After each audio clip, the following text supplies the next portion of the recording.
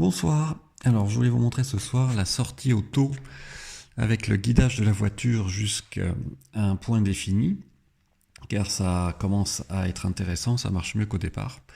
Alors là vous voyez sur cette capture d'écran, le point bleu c'est là où je suis avec le téléphone, la cible c'est là où vous pouvez mettre la voiture en point final, et donc tout l'intérêt c'est de déplacer le point dans un rayon, un cercle bleu que vous voyez là de 25 mètres, où la voiture peut aller. Et après, vous voyez que le système définit un trajet, là en bleu.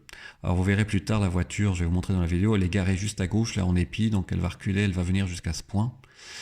Et le problème en fait qu'on a, c'est que si vous allez trop loin de la voiture, vous voyez, j'ai marqué en attente de retour du téléphone, car il faut rester dans un rayon de 6 mètres. Et moi même, 6 mètres, je pense qu'elle ne tenait pas. Donc c'est vraiment limité comme système en Europe à l'heure actuelle, car même la cible peut être plus loin que jusqu'à 25 mètres, mais si vous devez rester à 6 mètres de la voiture, en fait, bah, vous ne pouvez pas déplacer les voitures à 25 mètres, vous êtes obligé de suivre la voiture de toute façon.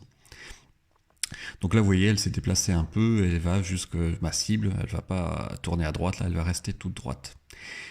Et voilà ce qui se passe en réalité. Donc là, on ne me voit pas, mais je suis à gauche, derrière la voiture, à 3-4 mètres.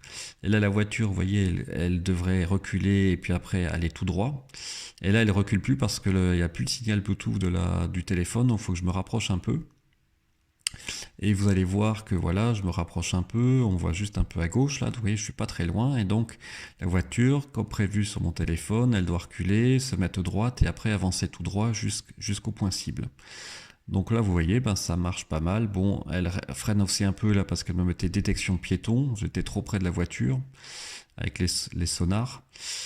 Et là, en fait, je suis à côté de la voiture et en théorie, ben, si j'avance pas en même temps que la voiture, elle va pas continuer bien loin.